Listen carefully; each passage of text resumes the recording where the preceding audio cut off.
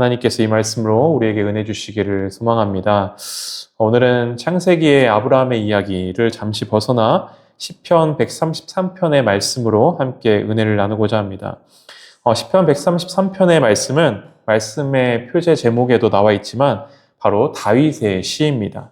다윗이 하나님의 자녀들의 연합됨 그리고 하나됨에 대해서 아름답게 여기며 그 아름다움에 대해 노래한 시입니다. 여러분, 그런데 다윗의 삶, 특별히 그의 가족의 삶을 돌아보면 그의 가족 사이의 관계에도 굉장히 아픔이 참 많았습니다. 먼저는 다윗과 사울 간의 갈등입니다. 사울에게 있어 다윗은 자신의 딸의 남편입니다. 즉 사위입니다. 그럼 다윗에게 있어 사울은 바로 장인어른인 거죠. 사울과 다윗은 그렇게 한 가족인 겁니다. 그런데 사울의 다윗을 향한 그 질투와 분노로 인하여 장인과 사위의 관계가 깨어지게 되죠. 아니, 깨어지는 정도에 그치는 것이 아니라 마치 동물을 잡는 사냥꾼처럼 사울은 다윗을 죽이기 위해 끊임없이 따라가는, 끊임없이 쫓는 그런 관계가 되어버리고 말았던 겁니다. 게다가 다윗과 사울의 관계가 이 둘만의 관계, 갈등으로 끝났겠습니까? 각자 연결되어 있는 서로 간에 또 가족들이 분명히 있었을 거고요. 그리고 나아가 그들을 따르는 사람들, 그리고 백성들 간에도 서로 편이 나뉘어서 그렇게 갈등하지 않았겠습니까? 때문에 다윗은 이 관계를 어떻게든 회복시키고 싶었습니다. 그래서 다윗이 사울을 죽일 기회가 여러 번 있었음에도 불구하고 그를 죽이지 않습니다. 그리고 그에게 이렇게 이야기하는 거죠. 나는 당신을 해할 마음이 없습니다. 나는 당신의 왕권을 빼앗을 그런 마음, 그런 욕심이 없습니다. 그렇게 이야기합니다. 하지만 사울은 끝까지 그 다윗이 내미는 그 손길을 외면하고 거부합니다. 그리고 결국 그들의 관계는 회복이 아니라 아픔으로 끝마치게 되는 거죠. 더 넓은 관점, 먼 관점에서 우리가 바라본다면 다윗과 이 사울의 갈등의 관계, 이 시간들로 인해서 다윗이 다윗되고 다윗이 진정한 다윗 왕으로서 세워지게 되었다 우리가 볼 수 있겠지만 다윗의 이 시간들은 다윗에게 있어 정말 고통의 시간이었을 겁니다. 이 시간의 상처와 아픔은 그의 삶 가운데, 마음 가운데 깊게 자리 잡을 수밖에 없는 거죠. 다윗의 가족 사이에서 두 번째 큰 아픔이 또 있습니다. 바로 자신의 아들 압살롬과의 갈등입니다. 압살롬은 다윗과 마아가라는 여인 사이에서 태어난 아들이자 누구보다 뛰어난 외모를 갖고 있는, 그리고 매력적인 성격을 갖고 있는 그런 사람이었습니다. 하지만 그는 자신의 아버지인 다윗의 그 왕위를 또 질투하였고 그 자리를 탐내게 됩니다. 그래서 그는 궁정 내에서 다윗 아버지를 막 비판합니다. 그리고 자신이 국가의 그 모든 문제들을 해결할 수 있을 만한 그런 능력을 가진 자처럼 백성들에게 어필을 하죠. 결국 그는 다윗의 왕위를 차지하기 위해 반란을 일으키게 됩니다. 그리고 아버지가 갖고 있던 그 왕권을 빼앗게 되죠. 반면 여러분, 다윗은 어떻게 되냐? 다윗은 또 도망자의 신세가 됩니다. 그 누구도 아닌 자신의 아들에 의해 그렇게 도망자의 신세, 그렇게 되어버리고 말았던 거죠. 다윗에게 있어 큰 충격이 아닐 수 없었을 겁니다.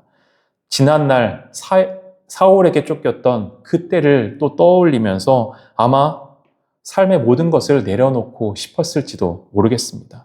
이렇게 다윗은 하나님의 이야기 안에서 우리가 기억하기론 참으로 귀한 인물로, 그리고 귀하게 쓰임받았고 하나님의 마음에 합한 사람으로 우리는 좋은 면을 기억하고 있으나 그의 삶 안에도 삶의 다양한 아픔과 어려움들이 있었고, 특별히 가정 안에서 일어났던 이 두 가지의 갈등은 다윗의 삶에 있어 평생도록 씻기 어려운 큰 슬픔이 되었던 거죠. 그래서 누구보다 다윗은 이 형제의 연합, 형제의 하나됨에 대해서 누구보다 소망했던 겁니다. 그 누구보다 그 모습을 아름답게 여기며 이렇게 노래하는 거죠. 보라, 형제가 연합하여 동거함이 어찌 그리 선하고 아름다운고. 그가 손에 쥐고 있는 그 어떤 부귀와 영광, 권력보다도 서로 다른 형제가 서로 하나가 되고 마음을 합하여서 연합하는 것, 서로 조화를 이루며 살아가는 그 모습이 그 무엇보다도 아름답고 선하다 찬양하고 있는 겁니다. 나아가 오늘 본문 말씀의 2절에서는 이렇게 또 비유하여 노래합니다. 머리에 있는 보배로운 기름이 수염 곧 아론의 수염에 흘러서 그의 옷깃까지 내림같고라고 노래하고 있습니다. 다윗은 형제의 하나됨에 대해 노래하며 보배로운 기름이 머리로부터 시작돼서 쭉 흘러내려 아론의 수염과 그 옷깃, 온몸으로 쭉 흘러내림 같다라고 표현하고 있습니다.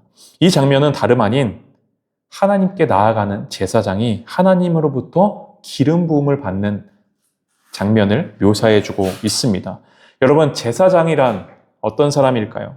잘 아시는 대로 구약시대의 제사장은 백성들을 대표해서 하나님 앞에 나아가는 사람입니다. 특별히 하나님과 우리 사이의 관계를 갈라놓는, 깨어놓는 그 죄의 문제를 갖고 하나님 앞에 나아가 속죄하며 하나님께 제사를 드리는, 다시 하나 되기 위해서, 화목하게 하기 위해서 제사를 드리는 사람인 거죠. 때문에 성경은 예수님이 우리의 대제사장이 되신다라고 말씀하는 겁니다. 즉 하나님과 우리와의 깨어진 관계를 영원히 회복시켜 주실, 영원히 화목하게 해주실 분으로 이 땅 가운데 오신 분이, 대제사장으로 오신 분이 바로 예수님인 거죠. 여러분, 그런데 여기서 예수님께서 우리의 대제사장이 되어주셔서 영원한 회복, 영원한 화목을 이루기 위해서는 한 가지의 조건이 필요했습니다. 그것이 무엇이냐면 바로 희생입니다. 피 흘림이 반드시 있어야 하는 거죠. 그래서 에베소서 2장에 보면은 이렇게 말씀합니다. 이제는 전에 멀리 있던 너희가 그리스도 예수 안에서 그리스도의 피로 가까워졌느니라. 그는 우리의 화평이신지라 둘로 하나를 만드사 원수된 것 곧 중간에 막힌 담을 자기 육체로 허시고 라고 말씀합니다. 자신의 모든 것을 내어주는 그 사랑의 희생, 사랑의 피 흘림이 있었기에 우리 예수님은 우리의 영원한 대제사장이 되어서 깨어진 우리 하나님과 우리와의 관계를 다시 회복시켜 주시고 하나 되게 하시는 거죠. 여러분, 이렇게 우리가 가까워지기 위해서는, 하나가 되기 위해서는 바로 희생이 필요한 겁니다. 그리고 그 희생 안에는 반드시 사랑이 담겨 있는 거죠.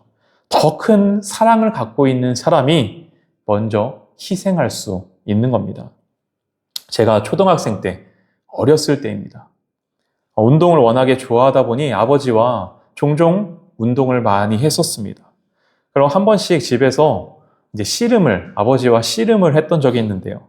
여러분, 성인인 아버지와 초등학생인 아들이 씨름을 하면 누가 이기겠습니까? 당연히 아버지가 이기죠. 그런데 이상하게 제가 씨름할 때마다 제가 이기는 겁니다. 비등비등하게 막 하다가 아버지를 꼭 넘어뜨리는 겁니다. 그럼 제가 아버지를 이겼다고 얼마나 어깨가 들썩하면서 얼마나 기뻐했는지요.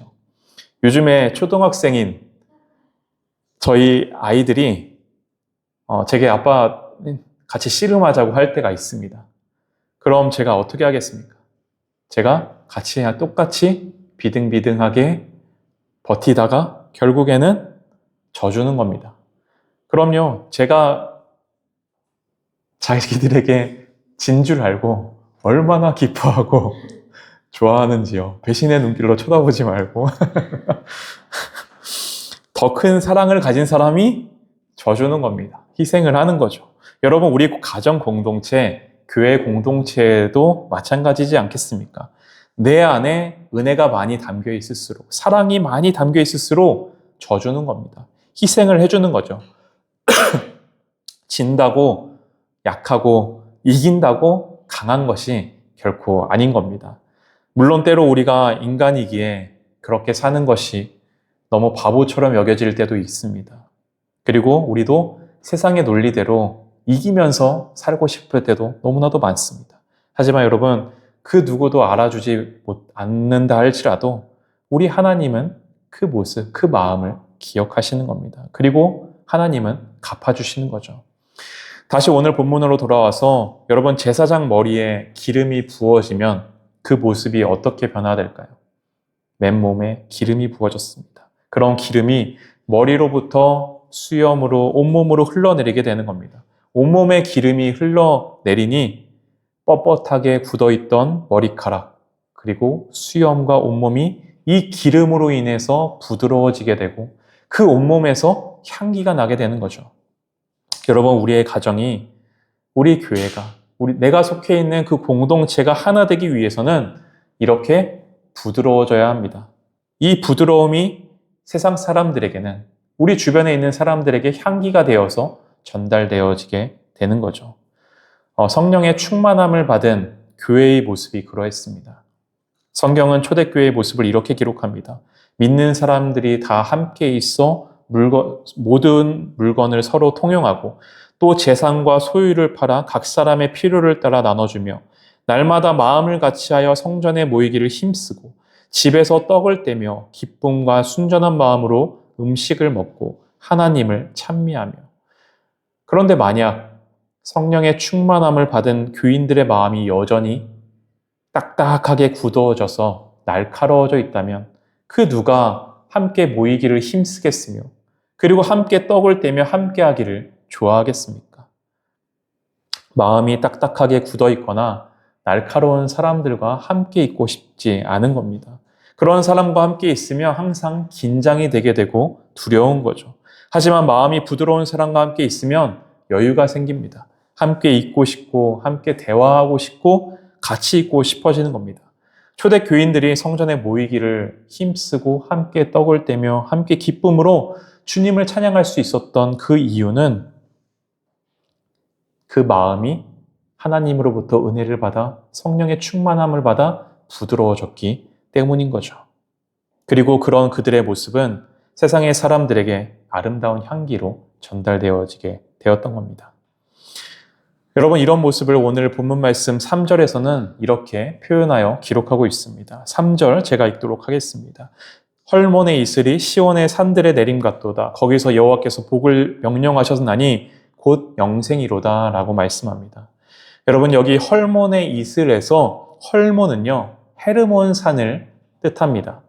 헤르몬 산은 이스라엘 최북단에 위치해 있는 산으로 높이가 2814m나 되는 이스라엘에 있어서 최고봉이라고 합니다. 겨울에는 눈이 많이 내려서 현재 이스라엘에서 유일하게 스키장이 있는 그런 곳이라고 하는데요.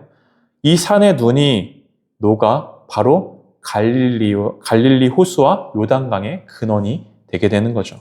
산 위에 쌓인 눈이 흘러내려 그 주변의 온 지역을 적시는 겁니다. 그리고 그 물이 갈릴리 호수를 이루고 그 호수의 물이 요단강으로 흘러 또 나아가게 되는 거죠.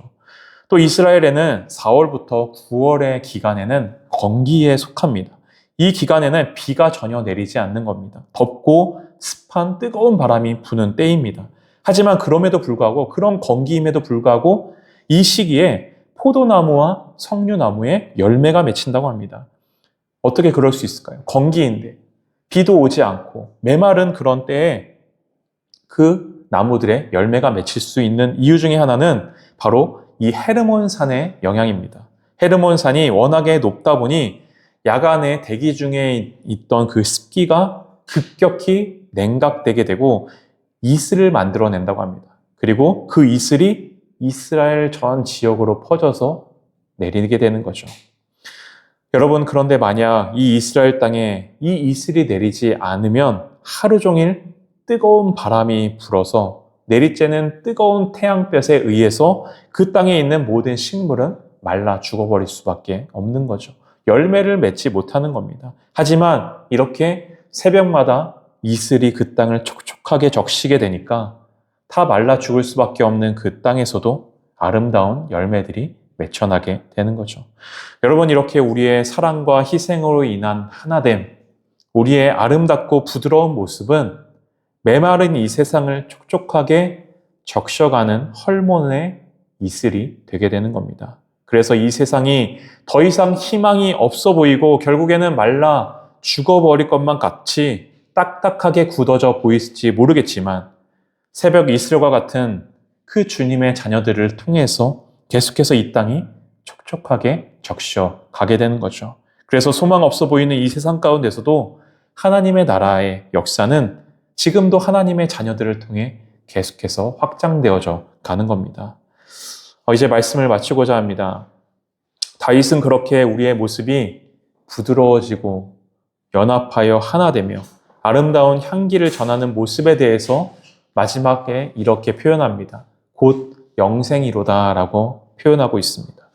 우리가 영생을 누릴 뿐만 아니라 이 세상이 영생을 얻게 되는 놀라운 하나님의 일들이 메마른 이 땅에서도 계속해서 이루어져 나가는 모습을 표현하고 있는 거죠. 여러분, 이 사실을 우리가 오늘도 기억하며 우리가 발을 내딛고 살아가는 그 삶의 모든 자리에서 헐몬의 이슬 같은 존재로 우리도 살아갈 수 있는 은혜가 있기를 간절히 소망합니다. 함께 찬양하도록 하겠습니다.